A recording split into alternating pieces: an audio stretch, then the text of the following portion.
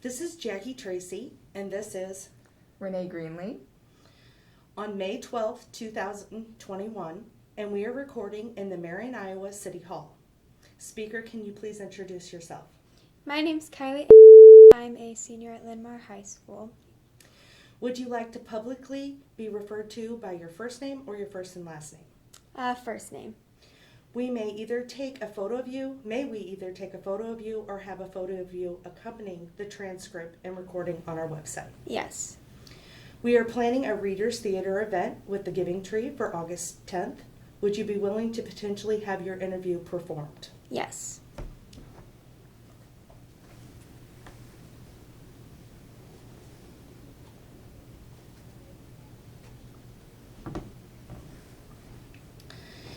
Can you walk me through your connection to Marion? Yeah, of course. So I've grown up in Marion almost my whole life. I moved here when I was 3, and we've lived ever since here. I've gone to Bowman Woods, the entire Linn-Mar district of schools, so I've grown up in Marion my entire life. All my friends live in Marion. Yeah. Thank you. Can you walk me through the morning of the Derecho? Yeah, so that morning I was at a color guard camp where we were learning our choreography for that year. It was already weird because we were in a pandemic, so we were out on the football field spinning our flags, and I happened to stay later just because I had to pick up some books from the high school, and so I actually got caught in the derecho a little bit when I was driving home from the high school. As I was driving home, I heard the tornado sirens go off, but... Do you remember what you were thinking about that morning and any plans for the day? Yeah, so my plans for the day were obviously to do the color guard camp. That was just in the morning, but the rest of the day I was most likely, since it was during summer, going to hang out with friends, spend some time hanging out, usually outside or driving around or something. Can you talk to me about when the storm started coming? Yeah, so like I said earlier, I was driving home when the storm started. I wasn't caught in like the actual storm a whole lot, which was good, but as I was driving home, I heard the tornado sirens go off, and honestly, I wasn't too concerned just because we live in Iowa, and that's something that does happen often, so I just thought it was going to be a regular storm, just like we have had a lot of times during the year, but I was not expecting it to be as big of a storm as it was. Can you tell me where were you when the storm started getting harder? Who was around you? Were you alone? Were you with anyone? Yeah, so I got home like just at the right time. I don't live too far away from the high school, but I ran inside, and a few minutes after I got home, our power went off, which was unfortunate because I wanted to take a shower because I was sweating all morning. But my dad was at work that day. He works at Rockwell Collins. My mom was home, and then my sister, and she had a friend over. So that was who I was with. And so we went in the basement, got some candles and stuff after the power went out. As the storm was going on, were you aware of how bad it was outside? Or A little bit. We could obviously tell that it was worse than our regular storms, but again, I didn't think it was going to be that much damage. We went in the basement and we kind of hid away from the windows, but my mom and I were kind of peeking out just to kind of look at what was going on, and not a whole lot of stuff fell in front of our house, but we could see that the rain was really heavy and a lot of stuff was blowing everywhere. So a little bit, but not as bad as we thought it was going to be necessarily. okay, let's talk about the aftermath of the storm. Can you tell me your initial thoughts and concerns, and then how did you feel? Like, how did your body feel? How did your mind feel emotionally, mentally, physically? Yeah, honestly, I was just really shocked when we went outside after the storm had calmed down, after it was over. Everyone in my house, we all walked outside, and we saw all of our neighbors walking outside too, and we were all just kind of shocked at all of the damage that it had actually done. There were a ton of trees in our neighborhood that were falling on the road.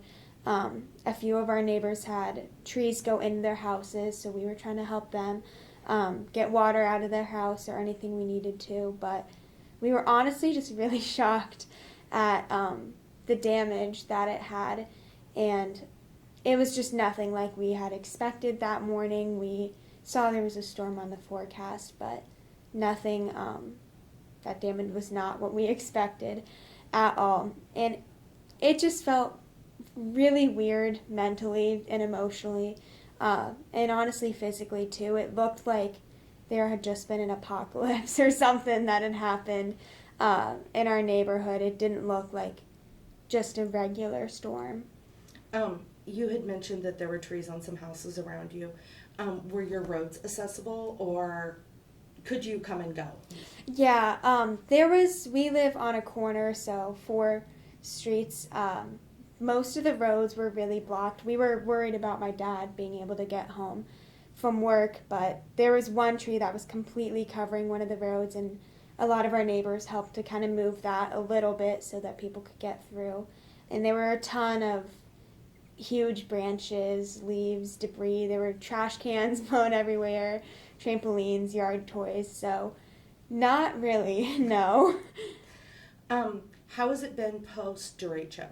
How has your life changed in the day-to-day, the months afterward? How did you get information like right after the storm? What was going on, resources you may need? And are you still affected by the storm? Yeah, so especially the week after the derecho, my life turned into helping people recover from it. I volunteered with Mercy Chefs downtown, giving meals to people. There was a free donation store that me and my mom helped out with a lot. That was, I'm trying to think where that was by. That was by the Mac, kind of. Starbucks, Best Buy. So we helped out with that a lot. So a lot of my life went to helping people in the week after the derecho. And even the months afterwards, still, we cleaned up the Granger house a little bit with one of my school clubs that I'm in charge of. So that was also something that we did, and that was months, maybe 1 month after it, I guess. But there was just a lot of cleanup, a lot of helping people to recover. We had some roof damage like everyone had, so I didn't necessarily have to deal with it, but my parents had to get that to insurance and everything, and that affected us for a few months afterwards. And even still, I drive around and there's a ton of trees down that it seems sad to sometimes drive around, and not all of our trees are there like it used to be, especially in my neighborhood too. I live by Bowman Woods, and that park has a ton of trees down, and it's just kind of sad to see that. But a lot of my friends have done volunteering too, so I've gotten to see them help recover the trees in our area, and people affected too. Can you tell me a little bit more about the Mercy Chefs?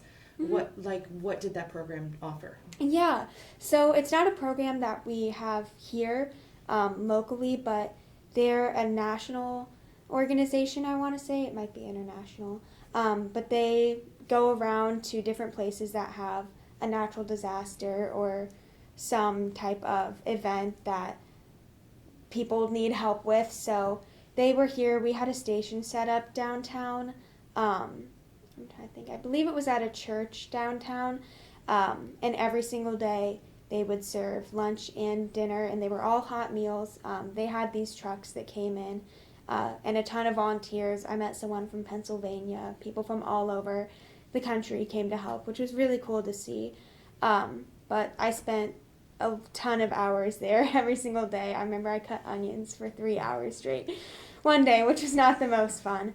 But it was busy every single day too. We had a huge line of people down there who needed food, and we had a ton to provide for them. We made hundreds of meals every single day, and it was really cool to be a part of that. During this time, did you at home have internet and electricity? We didn't have electricity, I want to say, for a day or two, not as bad as a lot of other people had. Our power came back on, I believe, later that, actually no, probably a day or two, too. So our electricity and power, we didn't have for 2 days, I would say. But I had two of my friends who didn't have power for over 2 weeks, so they spent the night at my house every single day in those 2 weeks because it was obviously in August, really hot, so air conditioning was nice for them and to take showers, so we had a few of my friends stay over during that time. And yeah, internet, our data was really bad. We had to do a virtual show choir camp, I want to say 2 weeks after the Derecho. And luckily I had Wi-Fi and power back by then, but a lot of other people didn't. So that was interesting to try and do while our community was still suffering. But for me, I was grateful to have that back after a few days because I know a lot of people did not, especially in the downtown area. You mentioned that you had roof damage. Can you tell me, did it take a while to get that scheduled and repaired, or was that something you were able to get quickly done? Yeah, my parents were the ones who mostly dealt with that. But it did take a few months, I want to say, for us to get, I don't necessarily know what was on or what happened to the roof, but it did take a few months to deal with that. And trees too, we had some giant branches that were stuck in our tree that were going to fall at some point. And even to try and call and do a tree place or anything, they were all completely booked up, super busy. So it was hard to get anything done. Is there anything else you would like to tell us about the storm, your experience before, after, during? Honestly, I'm just really grateful for how I dealt with the storm and how our family was able to provide help to others, have people stay over, and luckily we didn't have any trees or anything on our house compared to a few of our neighbors who really did. And it was just quite a shock, and I did not expect that to happen that day, and I didn't know that it was going to affect my life for the next few months. And even still now, driving around, still not seeing a bunch of trees that used to be there is still really weird. And one of my favorite hiking spots is the Palisades, and that's like just opening back up months, almost a year after the Derecho. But honestly, just very shocking to have experienced that in my life. Is there any other questions? I would just like to know, I loved hearing about your volunteer opportunities. Did you make any lasting connections, or do you have any stories that stuck with you from the people you met during that time? Yeah, especially with the Mercy Chefs, just connecting with people from all over the nation was really cool to hear about their stories, about their lives and the different things that they helped to volunteer with, and then getting to hand those meals to everyone to see how grateful those people were once we did that. In the donation store that I also helped out with, a ton of people from our community just came together and were there. We were there for like 8 hours every day volunteering at one of them, and it was really cool to see how people were able to take time out of their day, because I'm sure they had damage in their house or in their communities or neighbors too, and help people that they didn't even know. So it was a really cool experience. And then for our school club, cleaning up the Granger house, we usually rake leaves there every year, but this year we figured that would be a little bit of a better option. So that was also a really cool experience, and I know that they appreciated that a lot. Thank you. Mm-hmm. That will be all for today. Thank you for answering our questions. Thank you.